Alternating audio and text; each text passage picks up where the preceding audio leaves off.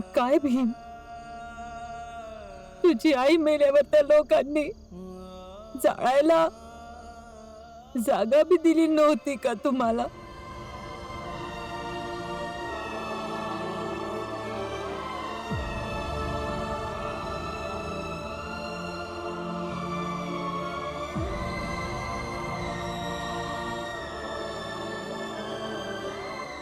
हे रडणं बिडणं तर ठीक आहे, पेन्शन मिळू दे बस.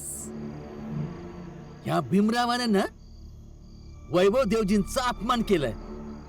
आता माहित नाही प्रचंड देवजी याचा बदला कसा घेतील. ऐका, आपण इथं थांबलो तर चुकून प्रचंड देवला असं वाटेल की आपण या भीमरावाच्या संघ आहे. चला चला जाऊया इथनं आणि सकाळी जाऊन माफी बी मागूया.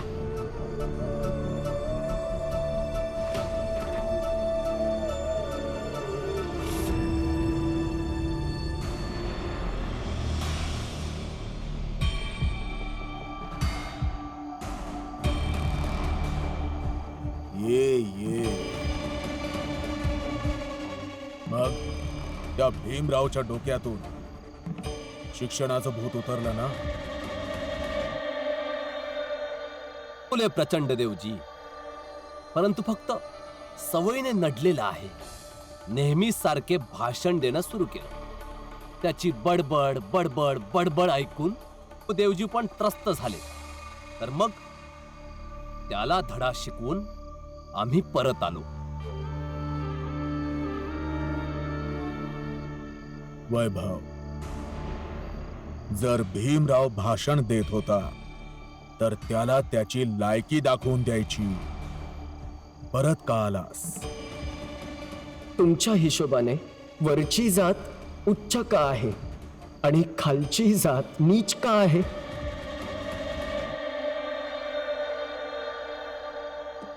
मला खूप झोप येते, मी झोपायला जात आहे. तुम्ही सगळे झोपायला जा.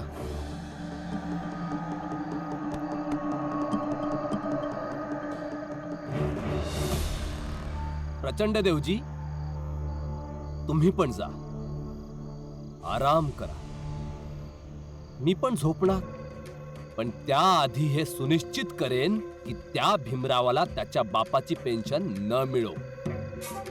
सर्वात आधी जाऊन मी त्या पोलिसांना समजावतो की सकाळी सकाळी जाऊन त्या खालच्या जातीतल्या लोकांना मारून मारून फरफटून फरफटून त्या ऑफिसच्या बाहेर काढून टाक.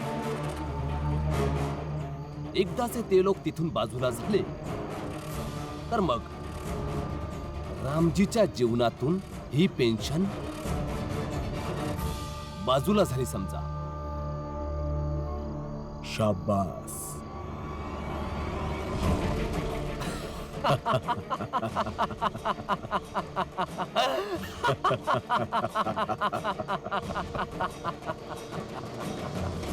मी तुला 5 प्रश्न विचारेन. जर तू त्या 5 प्रश्नांची बरोबर उत्तरे दिलीस तर मी पण भीमासोबत उभं राहीन. मी त्याच्या बाबांच्या पेन्शनच्या लढ्यात मी त्याची साथ पण देईन. काय म्हणत होतास तू? की तुम्ही सगळे एवढे आहात की आम्ही तुमची गणना करायला घाबरतो. तर घे, करूया आता गणना.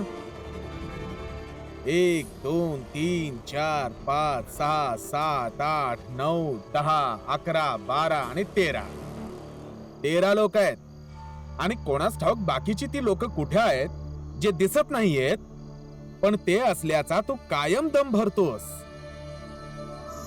ठीक आहे, मी उद्या सकाळी येईन आणि सगळ्यांना एक एक करून पकडून घेऊन जाईन. कळलं? भीमराव आंबेडकर.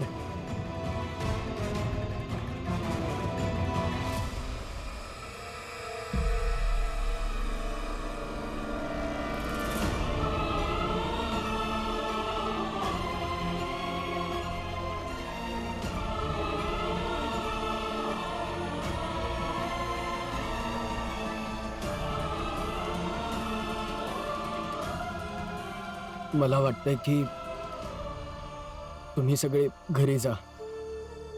मी आणि रमा थांबतो इथे. नाही भीम, आता जे होईल ते होईल, बघितलं जाईल. आणि हो, या सगळ्यासनी इथंच राहू दे. आयुष्यात पहिल्यांदा जिजाबाई आणि लक्ष्मी हे सगळं बघायला लागले. मग त्यासनी बी माहिती होऊ दे की या जातीचा असल्यावर एका एका गोष्टीसाठी किती लढायला लागतंय ते. रात्रभर जागरण कसं असतंय.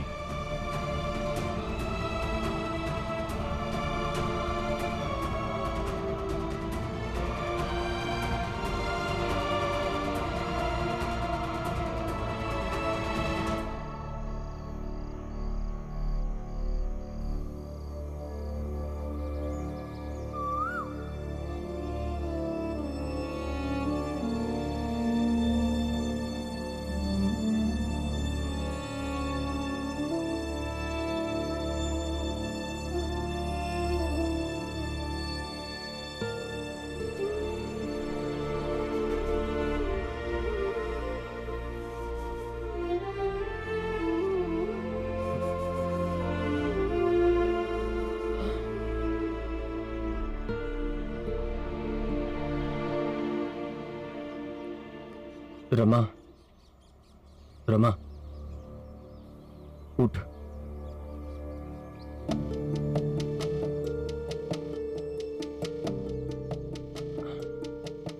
सगळेजण झोपलेत अजून. चला सगळ्यांसाठी चहा आणू. आल्यानंतर उठूयात. हं?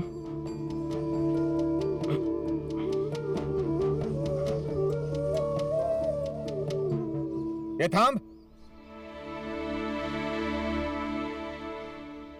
तुम्ही लोक अजूनपर्यंत गेला नाही तिथून. हे हटवा सगळ्यांना. आणि नाही हटले तर काठ्या मारून हटवा सगळ्यांना. मारा सगळ्यांना. अरे मारा. अरे असं कसं करताय तुम्ही? असं मारू नका. मारू नका तुम्ही. काय करताय?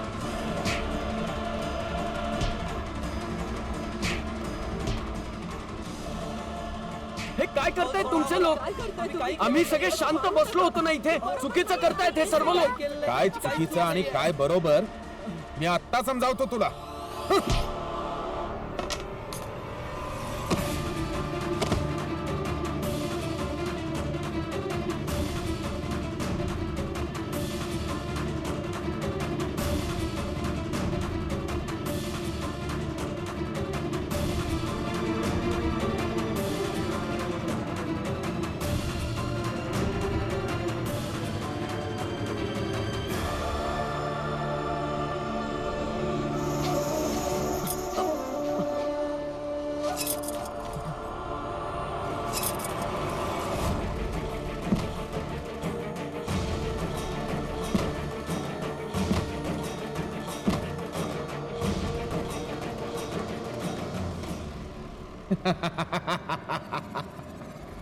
आता तर व्यवस्थित दिसत पण नसेल.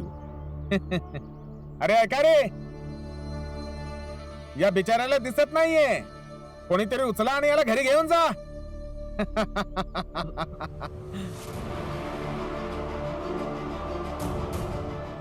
यांची बायको अजून जितीये फौजदार साहेब. आणि पती पत्नी एकमेकांसाठी उजेड बी असतात आणि आग बी. त्यामुळे तुम्ही काळजी नका करू की यांना घरी कोण घेऊन जाईल. चिंता करायचीही नाहीये. तुम्ही सगळे जा इथून. निघून जातील.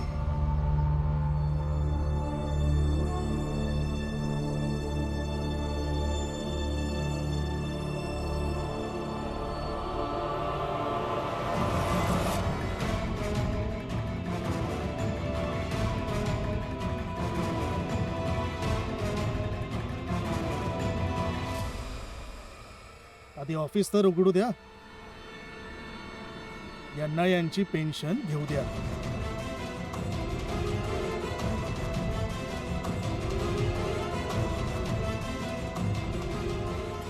हा विभागाचा कागद आहे. यात लिहिलेलं आहे की यांना यांची पेन्शन मिळाली पाहिजे.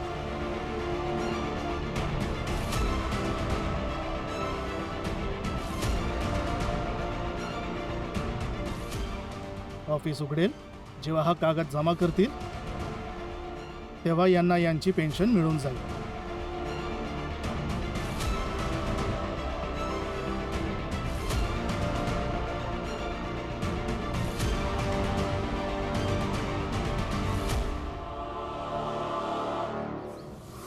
वैभव देवजी, असं वाटतं कालच्या 5 प्रश्नांच्या आव्हानाला जरा जास्तच गंभीरतेने घेतलं तुम्ही.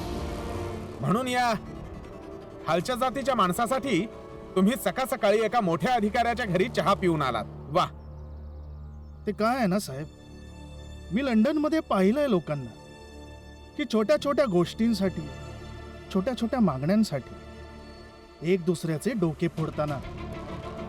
बट इथे हे लोक खूप शांततेत आपल्या मागण्यांबद्दल बोलत आहेत. म्हणून मला वाटले की यांची मदत केली पाहिजे.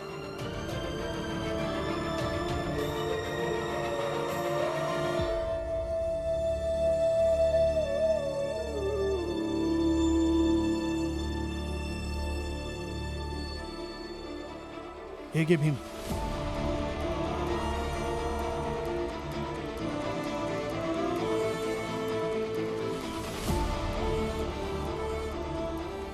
मला नाही माहित तुम्ही काय विचार करून माझी मदत केली, पण जे काही असो,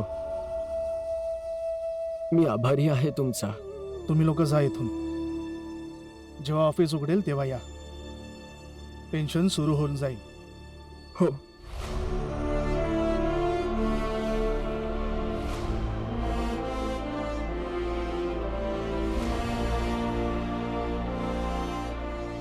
चला चला बाबा.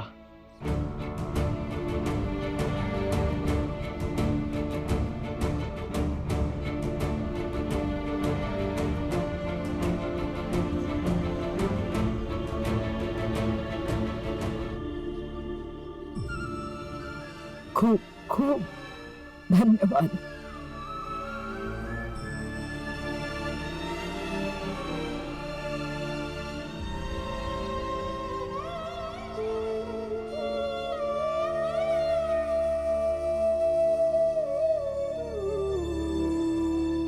वैभव देवजी, हे योग्य केलं नाही तुम्ही. चला रे.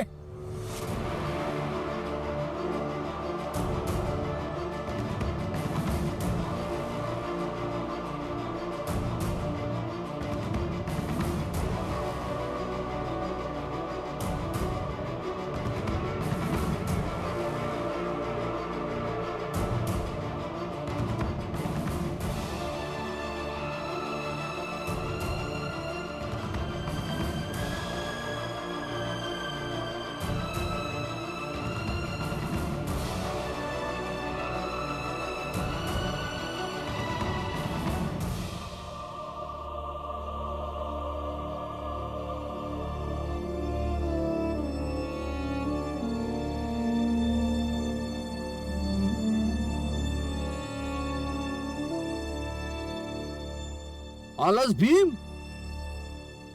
लय पेन्शनचं नाटक करत होतास.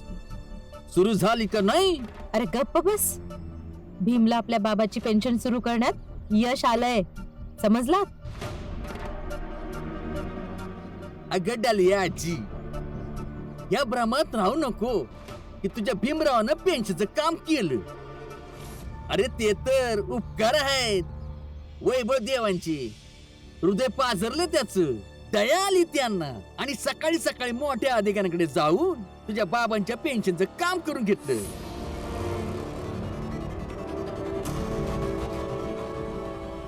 भीमाने काही बाण नाही चालवलंय. नाही नाही, बाण मारायला तर नुसतं तुम्हालाच येतंय हितेश भाऊ. असा बाण मारताय जिभेनं की सगळं जगच जखमी होतंय. अरे मी विचारते की आजपर्यंत कुणी बी मोठ्या जातीचा माणूस आपली मदत करायला उभं राहिलाय काय? हा, ते वैभव देवजीनं भीमची एवढी मोठी मदत केलीये, ते काय गयावया करून नाही केली. प्रयत्न तर लई केलेत की भीम हरावं, म्हणून एवढी अवघड प्रश्न विचारली. पण भीम ना, अरे असं पटापट सगळे प्रश्नांची उत्तरं दिली. तेव्हा नाईलाजानं त्यासनी मदत करायला लागली. परंतु या वरच्या जातीचे लोक आपली मदत का करतील?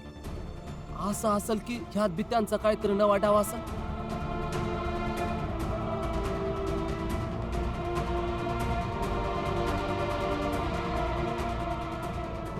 नाही काका, आता आपण हा विचार नाही केला पाहिजे.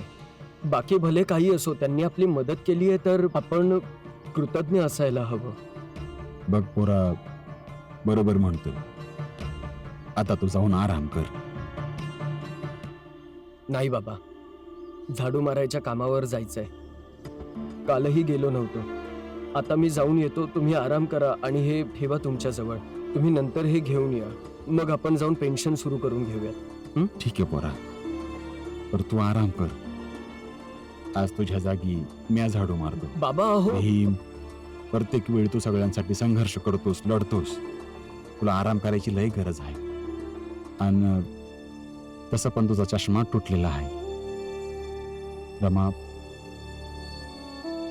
भीमची काळजी घे. माघारी येताना मी चष्मा आणि पेन्शन घेऊन येतो. चष्मा तुटला म्हणून काय झालं बाबा? मी तुम्ही माझी काम- शपथ आहे तुला. आराम कर पोरा. रमा, बाबा बाबा चला.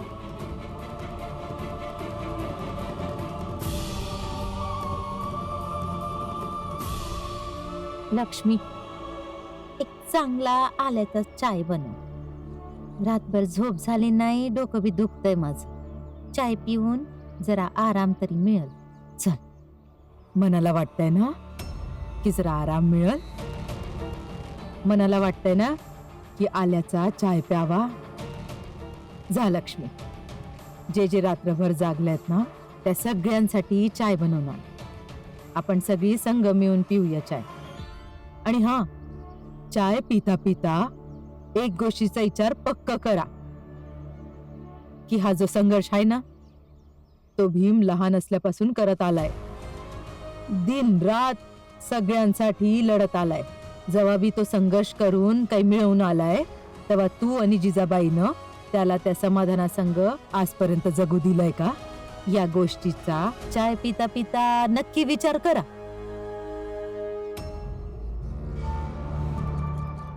या म्हातारीला जेव्हा संधी मिळते तेव्हा ती सुरू होते. जाऊ दे लक्ष्मी, या म्हातारीला एक दिवस आपणच गप्प करणार आहे. गप, एकदम गप. आता आमचं म्हणणं ऐक. चूक केलीयस तू, खूप मोठी चूक. काल रात्री त्याच्या सोबत प्रश्न उत्तरात कमी पडलास तर अजून अभ्यास कर. त्या खालच्या जातीच्याची मदत करायची काय गरज होती? तीच तर गोष्ट आहे प्रचंड देवजी. यांनी विचार करायला पाहिजे होता. याने त्या भीमरावाची ऐपत एवढी वाढेल की खालच्या जातीची लोक हसतील आपल्यावर की आपण उच्च जातीचे लोक असून त्या मंद बुद्धीची मदत करताय. माफ करा प्रचंड देवजी, पण लंडन मध्ये राहता राहता हे इथल्या पद्धती आणि दुनियादारी विसरले आहेत. वैभवदेव, सुट्टीला आला आहात ना तुम्ही इथे? तर मग सुट्टीच घ्या. या त्रासात पडू नका की भीमरावाच्या कुटुंबात कोण किती कमावत आहे आणि किती नाही.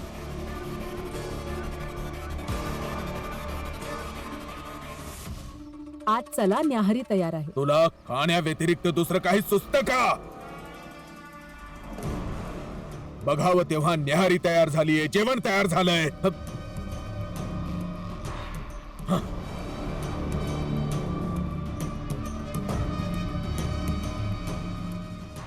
जा, जाऊन न्याहारी कर. जा. नरोत्तम, तू त्या भीमकडे जा. त्या भीमकडून कागद घेऊन फाडून टाक.